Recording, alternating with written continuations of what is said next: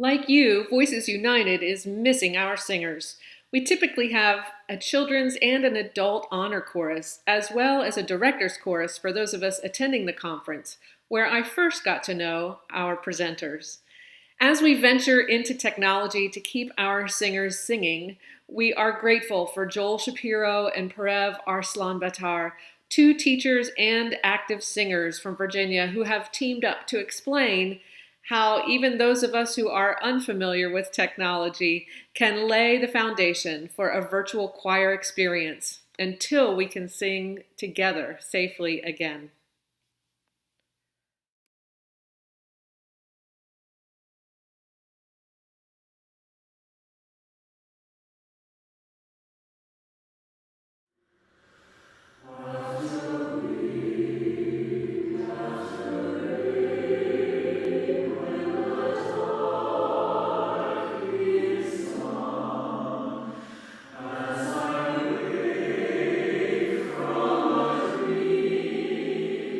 Hi guys, my name is Joel Shapiro and I teach at Woodbridge Senior High School in Woodbridge, Virginia. I also sing with the Piedmont Singers of Central Virginia.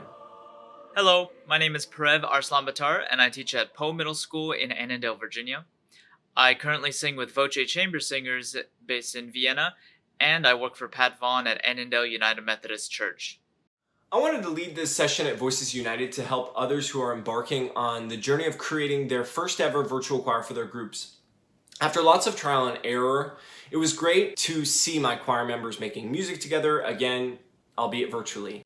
About a month ago, Joel asked me to co-lead this session, and I thought it was a great idea to work together to create a resource for our colleagues to use. I wanted to save you some time and frustration so you didn't have to suffer through as much trial and error as Joel and I did when we went through our first virtual choir project.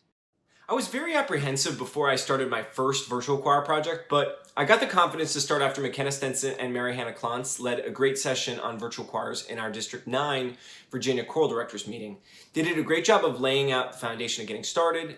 I'm really grateful for each project that I participated in, including Virtual Choir 6 with Eric Whitaker, Voce Chamber Singers with Purev, and each that I had the opportunity to edit, my high school choirs from Woodbridge and the Piedmont Singers, which all helped me to get better with the process.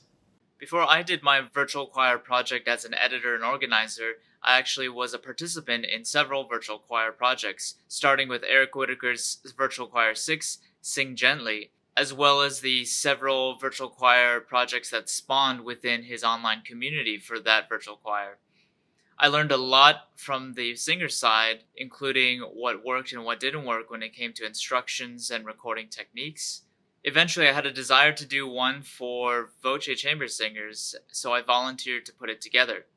From the beginning of the planning process to posting the finished product on YouTube, it took me about 2 months to finish the project, including time spent waiting for people to upload their videos. I learned so much from diving head in. Prior to learning the new software applications Logic and Final Cut Pro, my video editing experience was from iMovie, using that to create my teaching videos during the virtual spring semester. And my sound editing experience came from operating the digital soundboard for our praise band at AOMC. Since completing my first virtual choir project, I've worked on 6 other projects in the church, school, and community choir settings, and I'm currently working on one right now for a synagogue in Maryland. One of the benefits that I saw in my high school singers was an increased confidence in those that submitted. They took pride in the product that they were creating. And another benefit that I saw was the ability for us to hear individually some voices that are more shy in a classroom setting. You get to hear them sing alone while you're editing the audio, and that's a great blessing. I think the biggest benefit to doing a virtual choir project is connecting your singers together despite distance or time. For example, with the Voce project, I was able to connect current members with alumni, 2 of whom who had since moved away to South Carolina, and they were really happy to sing with friends again. In this session, Purev and I will cover all of the foundational tools to set up your virtual choir for success. I strongly believe that the most important part of a virtual choir experience is in the preparation, which is why Purev and I chose to name this session Laying the Foundation for a Successful Virtual Choir Experience. It's not possible for us to cover all of the ins and outs of editing your virtual choir, so we will have suggestions for resources further along in the session that we hope will get you started. Our session will comprise 10 basic sections: setting goals, ties to curriculum, song choice, ensemble choice, guide tracks, building our singers' confidence, file management, engaging and motivating singers, setting guiding parameters for our singers, and suggestions for embarking on the editing process. Any virtual choir project should start with some questions for yourself and your team to guide your choices. What do you want your singers to get out of the experience and the process? Do you want your singers to get better individual singing? Do you want your singers to learn about the recording process? Do you want your singers to feel that community that we all love in choir? For me, I wanted them to experience the challenges and the rewards of the recording process. The fears of recording, hearing your own voice, or seeing your own face on video are strong for many, but we can overcome these challenges and we can help our students do so. For me, the pride of coming together separately and creating music as a community once again was extremely satisfying for many of my students and myself.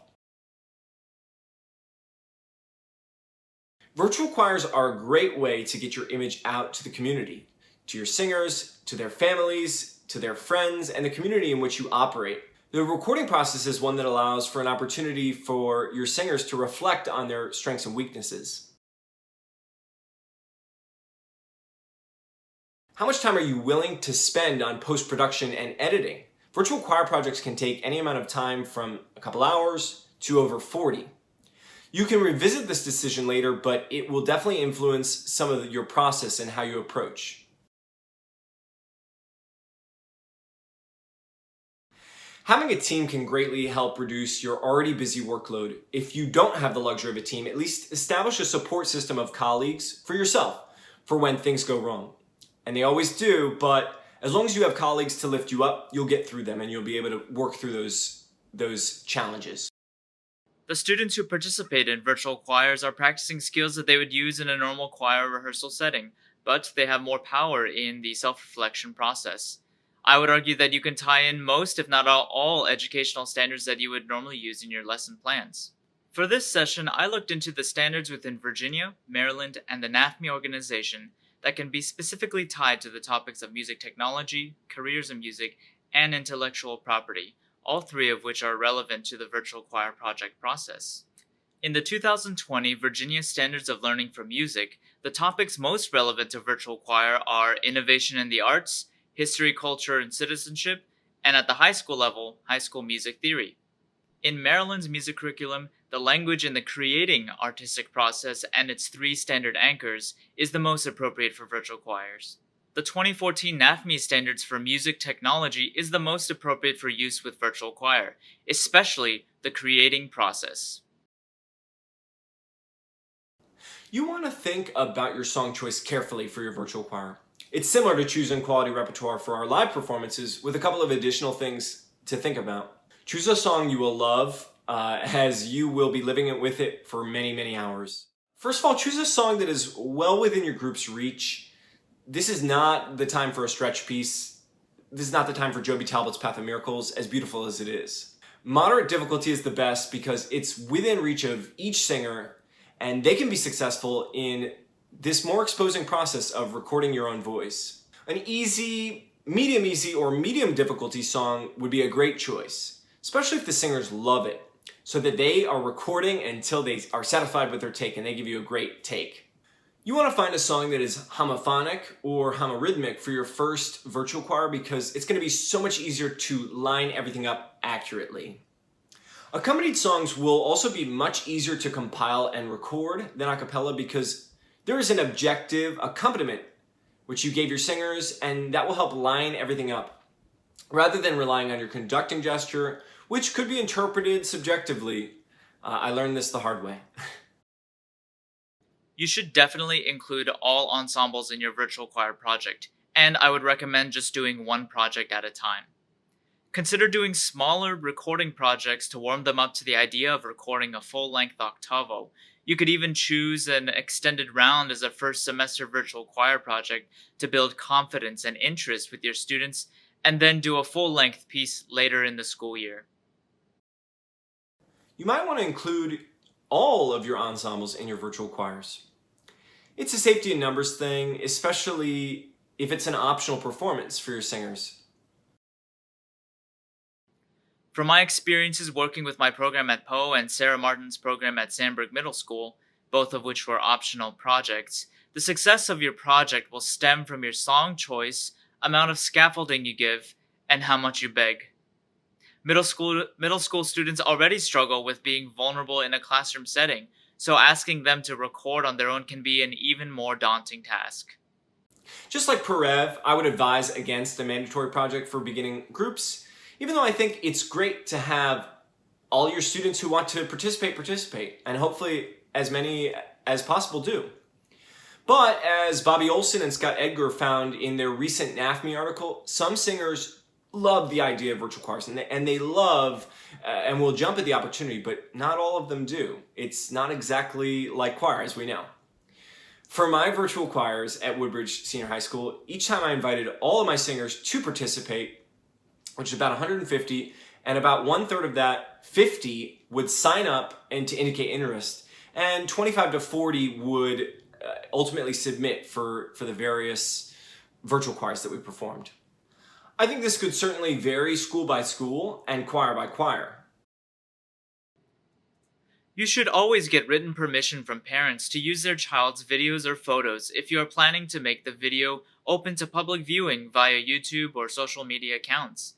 I know that in Fairfax County Public Schools there are some opt-out forms that parents can sign which prevent their students' faces from being seen outside of FCPS, and I'm sure that there's some version of that in your school district, so do some research before you post. If they are not allowed to be seen, consider including just their audio in the project, or cover their face with an emoji in the video. Regardless of whether it's required or not, you will not get a video submission from all of your students. Consider using repertoire that they are very familiar with, that is developmentally appropriate and range appropriate. Include the entire chorus program. Not all community and church choirs are equal, so take into consideration the demographics and capabilities of your ensemble when choosing your repertoire. In my opinion, your song choice and deadline is the most important when working with community and church choirs, because for the most part you're working with adults who have full-time jobs and families. It can be especially difficult for parents to find time in their day to practice without a physical rehearsal, and a quiet place and time in the house to record for your project. Begin your project well in advance, at least a month, of your concert date. With a professional choir like Piedmont Singers of Central Virginia, you know exactly who will be singing, so you can rest easy that your numbers are precise. In our case, 8 singers. But still, for professional choirs, you want to follow the same considerations that any other group is following. You're not necessarily going to perform a stretch piece for a virtual choir. You want to pick a piece that's well within your grasp to perform with confidence. Recently, I attended a webinar titled Virtual Permissions. Co-hosts Matthew Workman and Dr. Troy Robertson discussed the process and fundamentals of licensing a virtual performance. Guest speakers also included composer/conductor Dr. Mark Skiret and copyright attorney Rob Monath. Publishers and composers would love for you to perform their pieces because it's a great advertisement and you pay them in the form of sheet music sales and licenses. The money that you spend on those licenses goes to the composer and poets involved. These are the licenses that you might need. For most projects, you will need at least a synchronization license. Step 1. Contact the publisher via email or request form on their website for licensing information, and also contact the composer if possible. Include the following information where applicable. Step 2. After connecting with the publishing company, purchase the necessary licenses.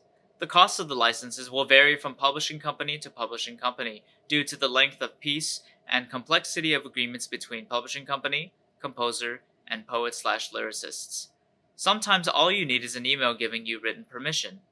Make sure to check with publishers on educator discounts and license bundles that cover practice tracks and posting of your virtual choir project. Here are some scenarios that you might come across when researching the licenses you will need for your project. Step 3. Begin creating the practice materials you want to create and distribute materials that you have permission for. Creating materials for a virtual choir performance you end up not getting permission for would be a waste of time and effort. If you're a music minister and your church has a CCLI, a church copyright license, make sure that the song you choose is covered by your license. Secular music is not covered. You will also need the rehearsal and streaming license add-ons if you choose to do a piece covered by CCLI. If you are planning to just live stream your video and not post it and keep it up online, you do not need a synchronization license, just a performance license. If you want help, you should contact the musical source. They'll research for you for free. You should make an accompaniment track whether the piece is a cappella or accompanied.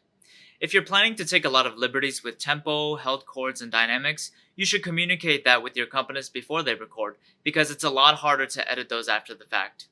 If you do not have access to a pianist or instrumentalist, I recommend that you use some sort of notation software like Finale or Sibelius and create a MIDI track of the accompaniment, so you give something for your ensemble members to work with.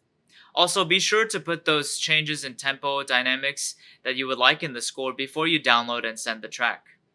This accompaniment track is the most important part of the pre-recorded materials because it is the foundation of the recording and editing process.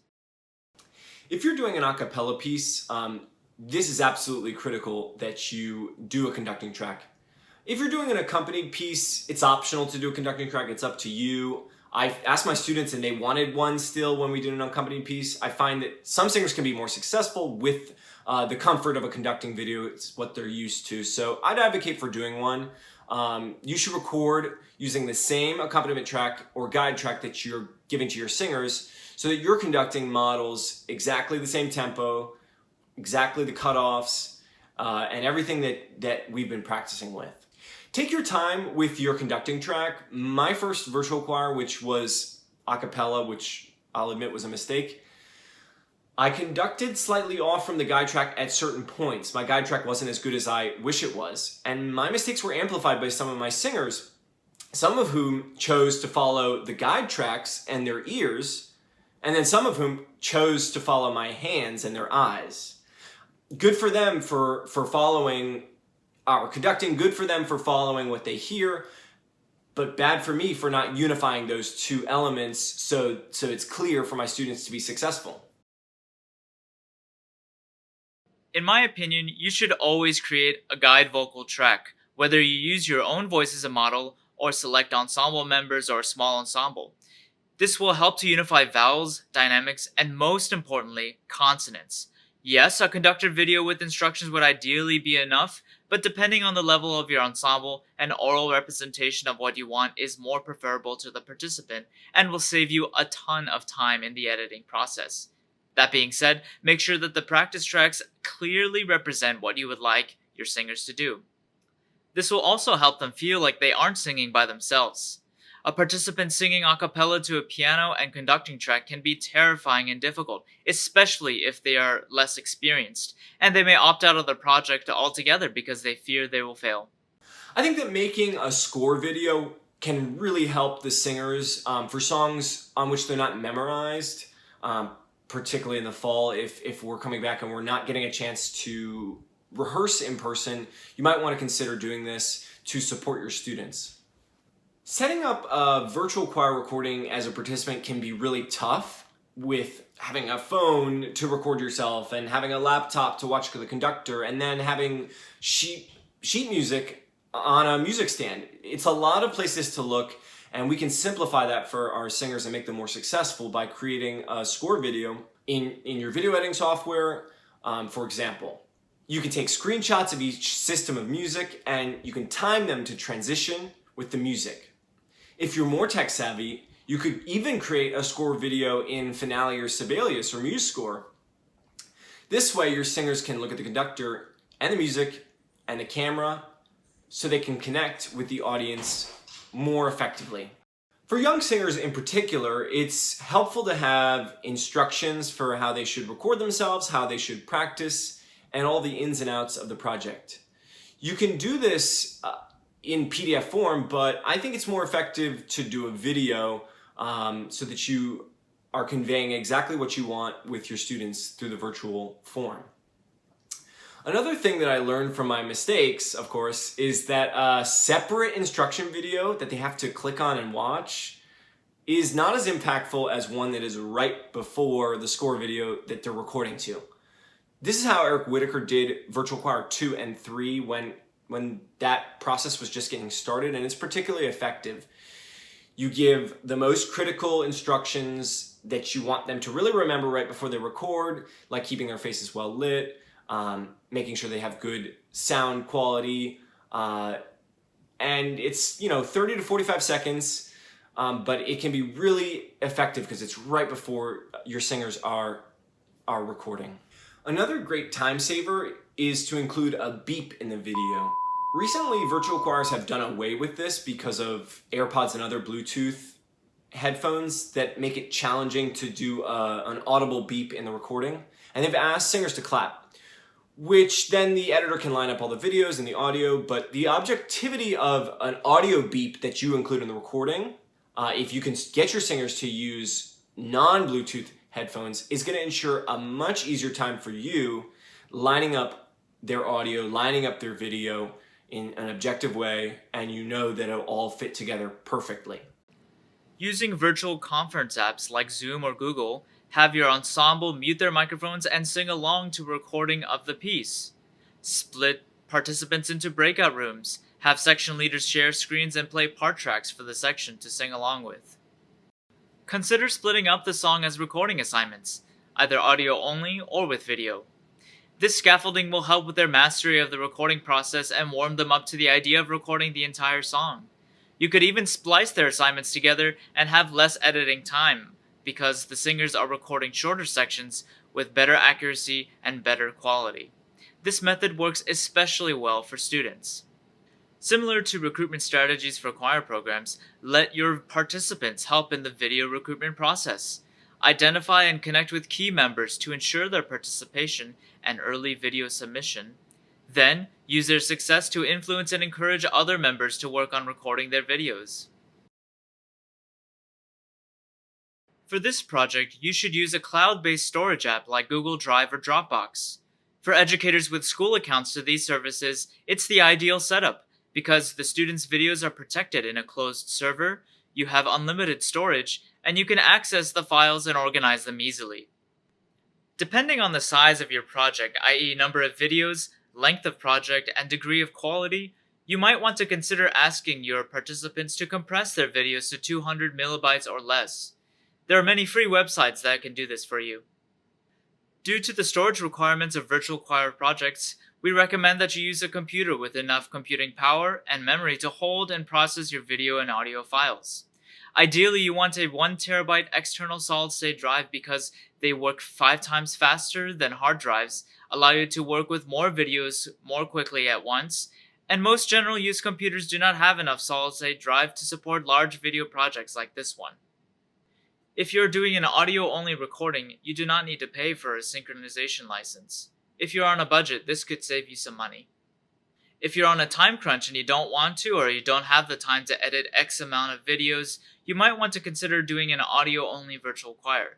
Video editing can be more time-consuming than audio editing depending on how pentatonics-like you want the final product to be. If you're still planning to make a video and instead of people's faces you use a slideshow of pictures or lyrics, you will still need a sync license.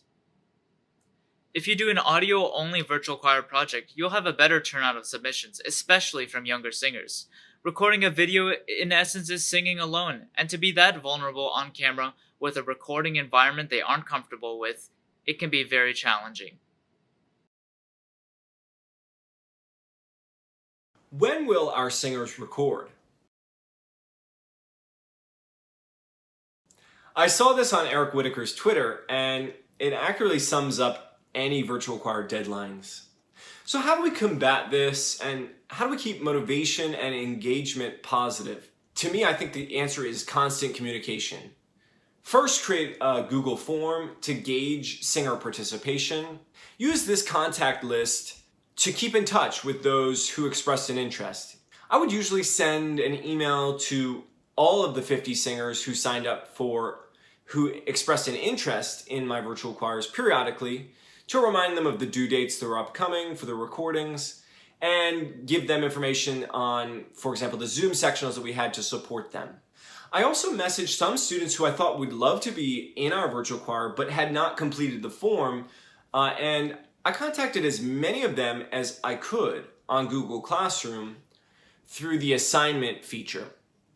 And I was able to convince a fair amount into submitting their videos and participating.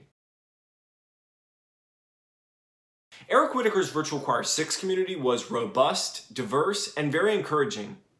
It was really great to see singers come together on social media from all over the world, and which is not always positive on social media, but come together in a community to lift each other up. The community of VC6 was one of the most enjoyable parts of the process of performing. The group was on Facebook, and even when people had redundant questions, many others would kindly answer their questions, lead them in the right direction, and help them get on track, encourage them to submit, and just in general, help them in any way they could. For example, in VC6, about 40,000 people signed up to perform. Ultimately, 17,000 submitted. That number was just around 11,000 24 hours before the deadline. Remember what Eric said about procrastination? My own typical experience at Woodbridge this spring was to have about 50 singers sign up and between 25 and 40 submit.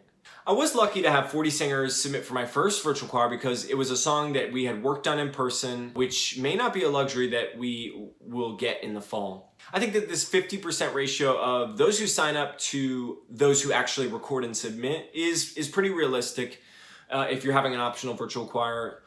So keep that in mind. Keep the motivation and the positivity up to try to get as many of those singers who are interested to follow through as you can.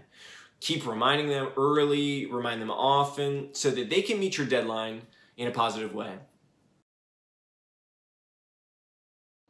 It is very important to make sure that the instructions you give to your ensemble, either in written or video form, are as clear as possible. Just like how a poor conducting gesture will be magnified by your singers, vague instructions will result in a spectrum of issues. Taking a minute to crop the dimensions of the video to the desired size, omitting sections of their singing, trying to figure out when they come in an untrimmed video, or compressing a large video file to a smaller size might not seem like a lot, but it adds up when you are working with this many videos. Consider giving picture examples to the parameters you set. Be sure to properly model the desired lighting, video proportions, and concert attire that you want from your ensemble. I recommend that participants not be too close or too far away from their recording devices. If they are too close and the dynamic level of the piece gets to the fortissimo or fortissimo level, they run into the possibility of overloading or clipping their microphones, of which the only option you have on the editing side is to cut it out. I had a few sections of soprano recordings of which I had to cut out their note in a big moment of the piece because they overloaded their microphones, and it was really sad. If they are too far away from their recording device, you can still crop the video so it fits into the proportions that you want, but there is a limit to how much you can turn up their audio in the mixing process. So first of all, you're going to want to split up video and audio separately. There is no magic button to align everything and make it sound beautiful. There's not really any real shortcuts. If you're looking for a magic trick, it's not going to work, but you will get better and you will be able to have success. Whatever application you use, it depends on your budget. It depends on what your goals are for the project. I do think that you need to have two programs separately, one for audio and one for video editing. By separating these two tasks, it gives your workflow structure. So choose two programs, stick with those two. There's going to be a learning curve with any editing program, regardless of what it is. It will get easier as you work with the program more. I recommend that you watch YouTube playlists for more information on the audio and editing software of your choice. Together, we created a curated list of resources along with pricing information and recommendations. In my personal experience with my first project, I spent hours and hours troubleshooting the problems with the software I use, and my computer crashed all the time. It was super frustrating. You will encounter problems for sure. Phone a friend, or troubleshoot by searching for your issue on YouTube or Google. Chances are, someone else had the same issue and figured out a solution for it. There are some free video editing software programs, but for the task of creating a virtual choir, they often fall short of our needs. You may need to convince your department or school or division that it is worth it to invest in a higher quality video editing software. In our list, we included a link to 25 possible free video editing programs. Whoa, that was a lot of information that we just threw at you. Let me give you a quick summary. Start by setting your goals for the virtual choir project. Choose repertoire that is right for your ensemble. Get the necessary permissions. Craft your recording materials with precision and model what you want. Be very clear with your instructions. And finally, engage your singers in the rehearsal and recording process. Quick friendly reminder, give yourself a few days of cushion between finishing your project and the live stream/post date. You never know what kind of glitches you might run into, and depending on the file size of your finished product, internet connection speed, and processing power of your computer, it could take half a day to upload and process. So next steps. We know that many of us will be at least partially virtual in the fall. Creating a virtual choir could be a great opportunity to create community for your choir and to connect through music with your students. As we all know, many of us learn best by doing. And I think the best thing to do after our session here today is to go dive right in and start a project. That's the best way to learn. Feel free to reach out to us and use both Purev or me as a resource.